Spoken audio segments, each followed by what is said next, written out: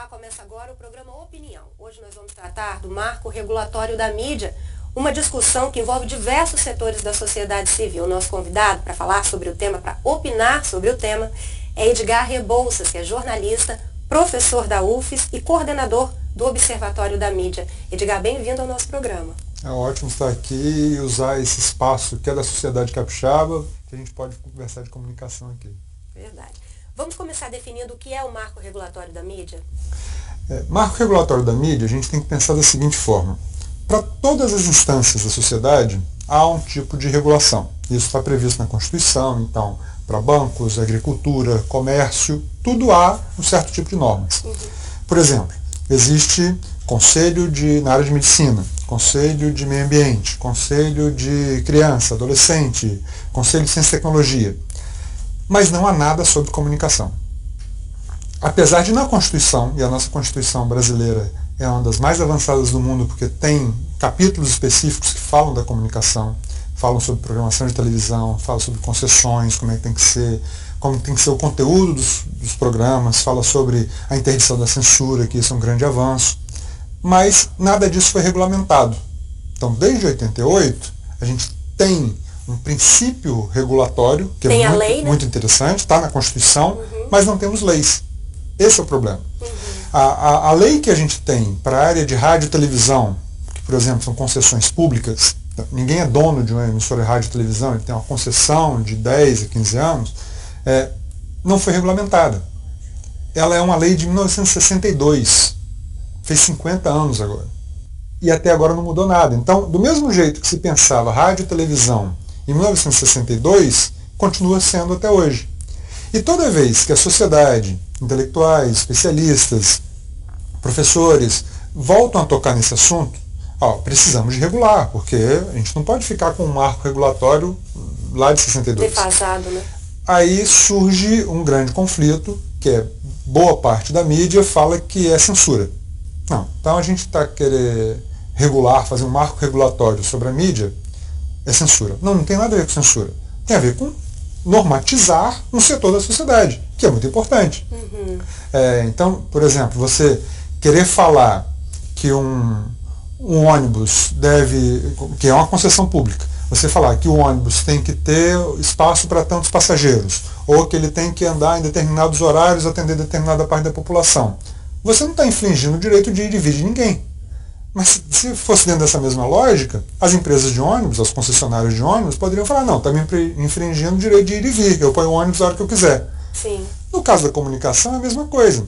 Se existe na Constituição indicativo de que tem que haver programação educativa, programação regional, programação independente, isso pensando no interesse público, por que esses concessionários falam assim, não, mas se eu colocar programação educativa, você está direcionando minha programação. Sim, é a mesma coisa do operador de ônibus. A gente quer que tenha mais ônibus para a sociedade. O objetivo final seria qualificação do setor? O objetivo final é o interesse público. O caso é esse. O interesse é atender a sociedade. Se é uma concessão pública, é rádio e televisão, tem que atender a sociedade. E não atender simplesmente os interesses comerciais. Até os bancos, que movimentam tantos dinheiros, têm uma normatização. Então, os bancos não podem cobrar tanto de juro, o banco não pode ter taxas assim assado para determinados clientes. Quer dizer, não é o mercado que regula tudo. O Estado e a sociedade têm uma parte importante na regulação. Então, o marco civil da comunicação é muito importante por causa disso. As pessoas, a sociedade, precisa discutir isso. O grande problema é que está havendo um cerceamento dessa liberdade. E qual o papel do Estado, efetivamente? O papel do Estado é o mais importante de todos. Mas um Estado, que não é um Estado só paternalista, um Estado que vai tutelar, que acha que a sociedade não sabe o que fazer e o Estado toma conta. Tem que ser um Estado participativo, onde as entidades da sociedade, não só interessadas na área de comunicação, mas todo mundo tem que participar. Por quê? A dona de casa, o trabalhador, o estudante que está aí assistindo agora esse programa, está envolvido com a mídia. Do mesmo jeito que está envolvido com a carne que vai comprar no supermercado, no açougue, e se a carne estiver estragada, você vai querer que a vigilância sanitária vá lá e feche o açougue? É uma relação de consumo aí, né? É a mesma coisa. Se você está assistindo um programa na televisão e não gosta daquele programa, se você está ouvindo um programa no rádio e vê que aquele programa está desrespeitando os direitos humanos, agredindo as pessoas, você tem que reclamar. E reclamar com o Estado, com o Ministério Público, com o Ministério das Comunicações, com a Secretaria Estadual de Comunicação, com os deputados. Então, o Estado é um meio para que a sociedade interfira, que faça um controle social de algo que lhe pertence, já que a comunicação não pertence aos donos das emissoras, pertence à sociedade como um todo. Eles têm uma concessão, igual o posto de gasolina, é uma concessão. Se estiver vendendo gasolina estragada, fecha o posto de gasolina. A concessão tem um prazo para findar também. A concessão tem um prazo. E se não estiver oferecendo serviço de qualidade, tira a concessão daquele ali que está oferecendo o serviço e dá para outro. Isso é que tem que voltar a ser discutido. Ou seja, a sociedade tem que avaliar isso. A sociedade tem que participar. Só que se distanciou tanto a sociedade do debate da comunicação, que toda vez que alguém começa a falar disso, logo vem uma bandeira dizendo, não, mas isso é censura, você está querendo censurar a nossa atividade. Não, não tem nada a ver com censura. Isso desvirtua o debate. Tem a ver com regular uma atividade, normatizar uma atividade. Para que, então, se a gente viver numa sociedade sem normas, é o bang bang. Então, quem tem o revólver maior é que ganha. E aí o papel da Assembleia Legislativa, por exemplo, é muito importante. Nós temos aqui 30 deputados para defender a sociedade, representantes da sociedade. O que acontece muito é um desvirtuamento desse papel. As pessoas pensam, não, o deputado é uma autoridade. Não é uma autoridade, ele está aqui passageiramente, vai ficar aqui por 4 anos. O Estado, e aí sim, você é servidora pública, eu sou servidor público, a gente atende a sociedade. As pessoas que estão aqui estão de passagem e estão aqui para representar bem a sociedade. O papel do Estado é esse, fazer com que a sociedade seja bem servida no caso da comunicação. A mesma coisa o Executivo. A Presidente da República, o Governador do Estado, eles têm um período específico, 4 anos, para atender aos interesses públicos e não aos interesses privados. Ok, falando da participação dos parlamentares, né, especificamente aqui na Assembleia foi aprovado em plenário um projeto indicativo do deputado Cláudio Vereza, né, um projeto de indicação ao governo do Estado para a criação do Conselho Estadual de Comunicação aqui no Espírito Santo. Né? Como é que o senhor vê essa iniciativa? Essa discussão do Conselho Estadual de Comunicação já vem há muito tempo.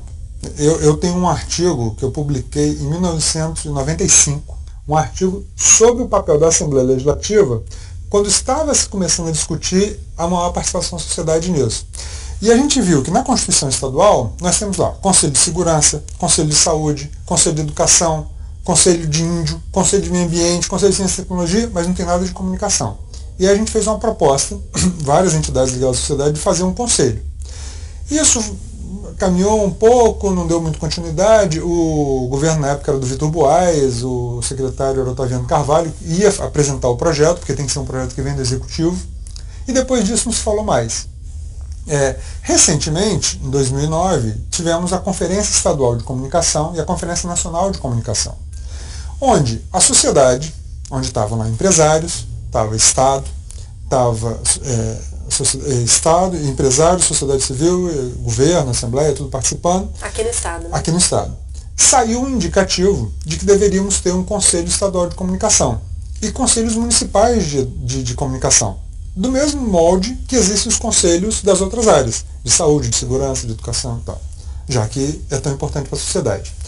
O que aconteceu, esse caso específico aí que o Vereza ganhou uma notoriedade por causa disso, o caso ganhou notoriedade, é porque a Assembleia, a Comissão de Educação e Comunicação da Assembleia, mandou uma mensagem para o Executivo, lembrando que o Executivo deveria criar esse conselho, fazer um projeto de lei para criar o conselho. Foi um dos resultados promovidos, foi um dos resultados da conferência. Aliás, por essa conferência. Então, né? Saíram vários indicativos, inclusive o de fazer concurso público para a Assembleia. Esse concurso público que agora que você passou recentemente,